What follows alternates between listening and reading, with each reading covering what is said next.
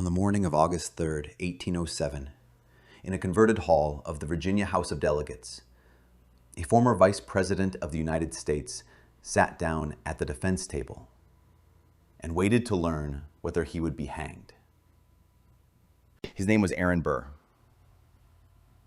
He had served as the third Vice President of the United States.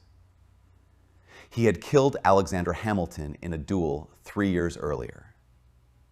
And now, the President of the United States, Thomas Jefferson himself, had declared him a traitor, guilty before trial, and demanded his conviction. The judge presiding was John Marshall, Chief Justice of the United States.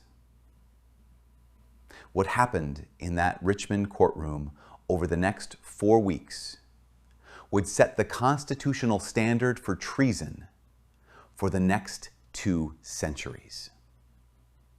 This is United States versus Aaron Burr. To understand the trial, you have to understand how a sitting Vice President of the United States became, in his own lifetime, the most notorious man in America. Aaron Burr served as Thomas Jefferson's Vice President from 1801 to 1805. In July of 1804, while still in office, he killed Alexander Hamilton in a duel on the heights of Weehawken, New Jersey. Hamilton was the most influential financial mind in the country. Burr finished his term as vice president under indictment for murder in 2 states. When his term ended in March 1805, Burr was 49 years old, broke, politically annihilated, and obsessed with one thing: the American West. In the years following the Louisiana Purchase, the entire western half of the continent was a legal and military vacuum, and Burr saw an opportunity. What Burr was actually doing has been debated for 200 years. One theory: he was raising a private army to invade Spanish Mexico. Another: he was planning to settle a vast tract of land along the Washita River. The most explosive theory, the one Jefferson believed, was that Burr intended to separate the western states from the Union and crown himself emperor of a new western nation west of the Appalachians. He recruited a key co-conspirator, or so the government would claim, in General James Wilkinson, the senior officer of the United States Army and secretly a paid agent of the Spanish crown. Yes, the commanding general of the American Army was on Spain's payroll. Codename: Agent 13. In the fall of 1806, Wilkinson received from Burr what came to be called the cipher letter, a message in code outlining a planned Western expedition. Wilkinson read it, panicked, and turned on Burr. He sent a copy directly to President Jefferson along with a sworn statement declaring his former friend a traitor. Within weeks, Jefferson stood before Congress and announced that Aaron Burr had committed treason. Burr was arrested in the Mississippi Territory in February 1807. He was hauled overland under armed guard more than 1,000 miles, from Alabama to Richmond, Virginia. Crowds turned out to gawk. In some towns, mobs threatened to lynch him on sight. He arrived in Richmond on March 26th. 3 days later, he was brought before the Chief Justice of the United States. Now, a constitutional note. The Federal Circuit Court for the District of Virginia was, in those days, presided over by a Supreme Court justice riding circuit. The justice riding Virginia was John Marshall himself. Yes, the Chief Justice of the United States, trying a former vice president for treason in open court. On June 24th, 1807, a federal grand jury returned 2 indictments against Burr. Count 1, treason against the United States for assembling armed men on Blennerhassett Island in the Ohio River.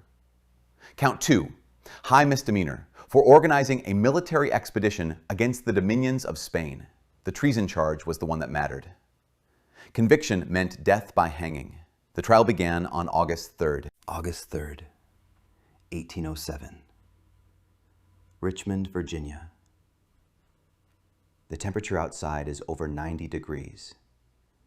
Inside the converted hall of the House of Delegates, the air is thick. The galleries are packed. Washington Irving, yes, the same Washington Irving, is in the audience as a journalist. Andrew Jackson is in the audience as a Burr supporter.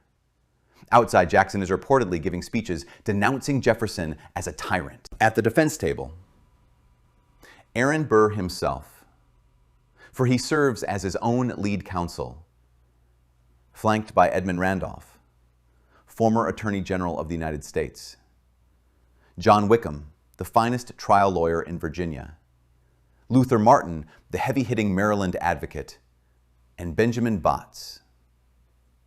At the prosecution table, George Hay, the United States Attorney, joined by William Wirt, the future U.S. Attorney General, and Alexander McCrae. And on the bench, Chief Justice John Marshall, 51 years old, already the most consequential judge in the history of the Republic. He had handed down Marbury versus Madison just 4 years earlier. He despised Thomas Jefferson personally. He had been appointed by Jefferson's predecessor, John Adams, and he was being asked, in a case driven personally by the sitting President of the United States, to send a former Vice President to the gallows. The Chief Justice raps the bench. The room falls silent. The court is now in session. The clerk will read the indictment against the prisoner, Aaron Burr. The clerk reads. When he finishes, all eyes turn to the defendant. Colonel Burr, how say you to the charge? Are you guilty or not guilty? Not guilty. 2 words. Steady. Quiet. No flourish. Eyewitnesses said Burr seemed throughout the trial the calmest man in the room. And that may have been the point. He understood better than his prosecutors, better than Jefferson, perhaps better than anyone in the building except John Marshall himself, that the case was about the law of treason, not the politics. To understand what the defense is about to do, you have to understand Article 3, Section 3 of the United States Constitution. It defines treason. Read it carefully, because it is one of the most narrowly drawn definitions in any constitution in the world. Treason against the United States shall consist only in levying war against them, or in adhering to their enemies, giving them aid and comfort. No person shall be convicted of treason unless on the testimony of 2 witnesses to the same overt act or on confession in open court. 2 witnesses to the same overt act of levying war. That is the test. And here is the problem the prosecution had. Aaron Burr was not on Blennerhassett Island on the night the government claimed war was levied. He was hundreds of miles away on a different river in a different state. The government's argument was that Burr had procured the assembly, that he was the architect of the conspiracy, and that under English common law doctrine, anyone who procured a treasonous act was equally guilty of the treasonous act itself. In English law, there is a doctrine called constructive treason. Procurers and inciters are treated as if they themselves had levied war. The defense was going to argue that the United States Constitution had abolished constructive treason forever by naming only the overt act as a tribal offense. This is the constitutional knife edge. If Marshall ruled for the prosecution, then anyone who could be plausibly accused of inciting a treasonous act anywhere could be hanged. If Marshall ruled for the defense, then the government would have to prove that Burr himself, in person, participated in an overt act of war against the United States. And the government could not. The prosecution's witness list ran to 140 names. We will hear from 3 of them. Each one represents a different strand of the government's case. First, William Eaton, an adventurer, a former army officer, recently returned from leading a famous expedition against Tripoli to the shores of Tripoli. Yes, that one. Eaton testifies that in the winter of 1805, Aaron Burr approached him in Washington City and outlined a plan. Colonel Burr said to me, in plain words, that he intended to revolutionize the Western states, to divide the Union along the line of the Allegheny Mountains, to take New Orleans by force, and from there to march on Mexico City and seat himself upon the Spanish throne. He said to me, sir, that he would hang the president and seize the Capitol and turn Congress out of doors. General Eaton, I confess curiosity. How is it that having heard so monstrous a treason in the winter of 1805, you saw fit to inform no one for an entire year? Did you write to the President? Did you write to the Secretary of War? Did you, sir, write to anyone at all? I did mention it, sir, in conversation to several gentlemen of the government, but... In conversation? At dinners? At dinners. And is it true, General, that prior to your sudden recovery of memory in this matter, the United States government settled with you a long-disputed claim in the amount of $10,000? That is a separate accounting, sir. The defense had reduced General Eaton, decorated hero of the Barbary Wars, to a witness who had remembered a confessed treason only after the federal government paid him. Next, General James Wilkinson,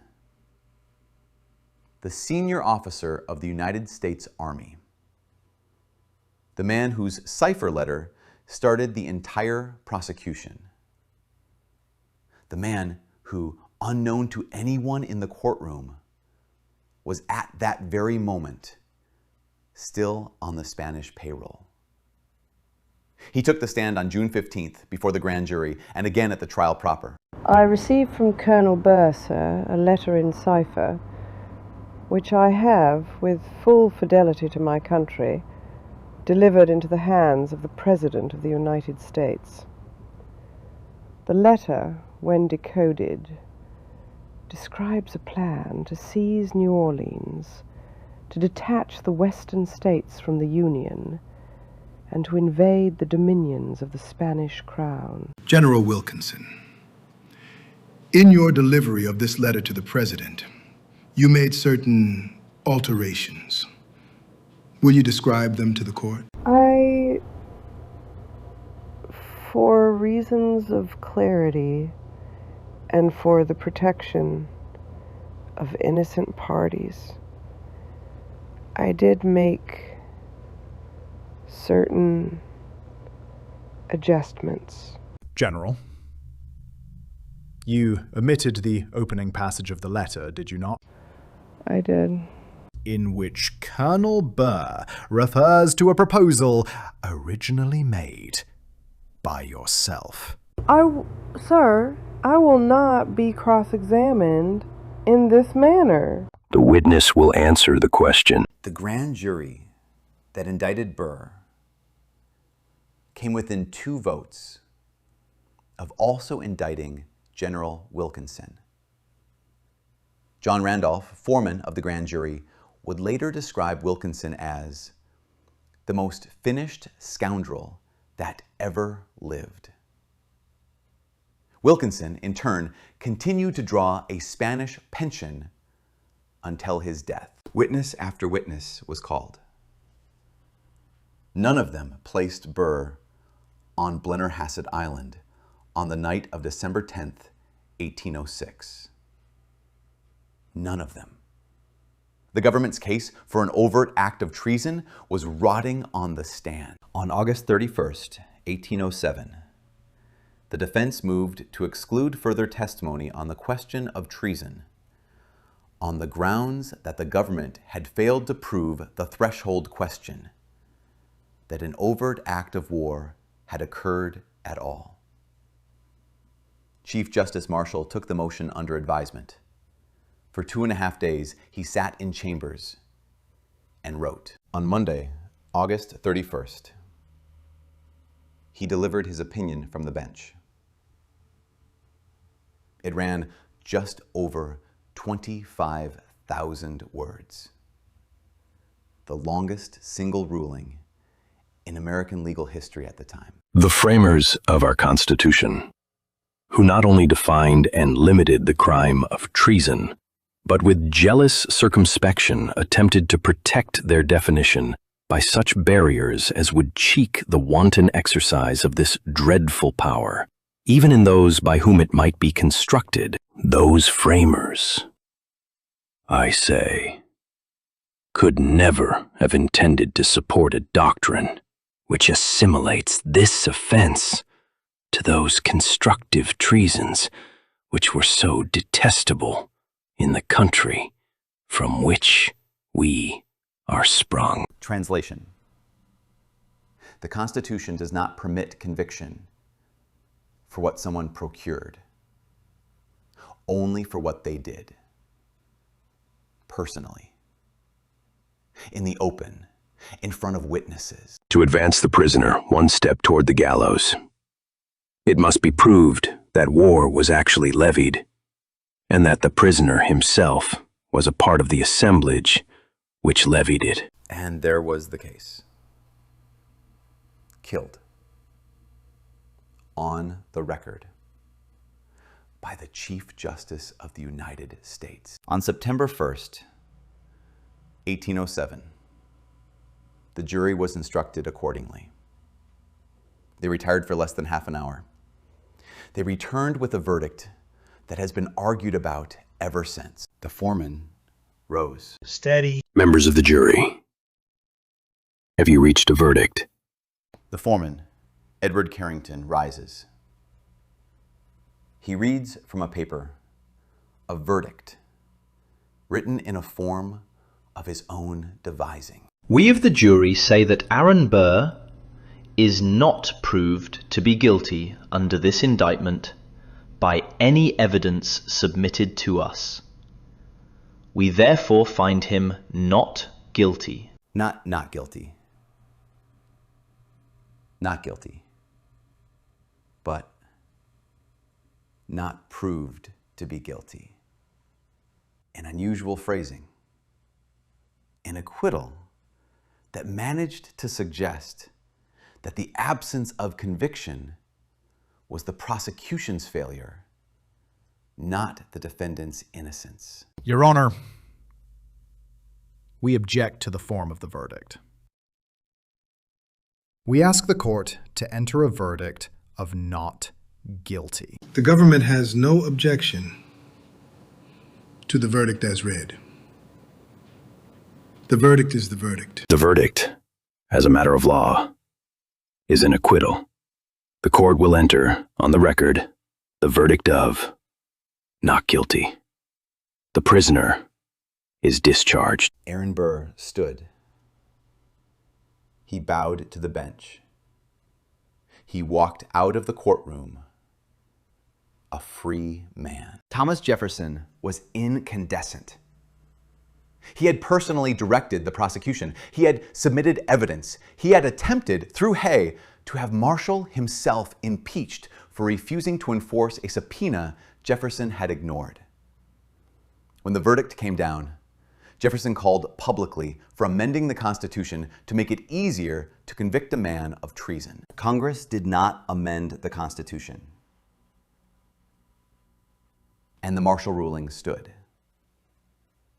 In every American treason case since, from the Civil War, through the Cold War, to the present, The prosecution must prove an overt act of war witnessed by two persons in which the defendant himself participated. In the entire history of the United States since 1807, fewer than 40 people have ever been convicted of treason. That number is small for one reason.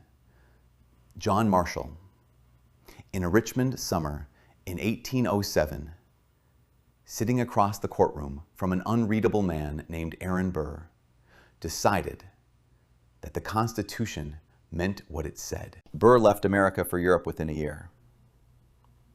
He died in 1836 on Staten Island, poor, estranged, and by then mostly forgotten. When asked in old age whether he had really intended to break the Union, he answered, "No, sir. I should as soon have thought of taking possession of the moon, and informing my friends, I should divide it among them." The trial of Aaron Burr is not just a story about one man. It is the story of the moment. A constitutional republic under direct pressure from its own president held its nerve. If you want to come with us to other courtrooms, to the trial of John Brown, to the Scopes monkey trial, to the dock at Nuremberg, subscribe to the highest court. Because the law, in the end, is only ever what we are willing to do in a room full of witnesses.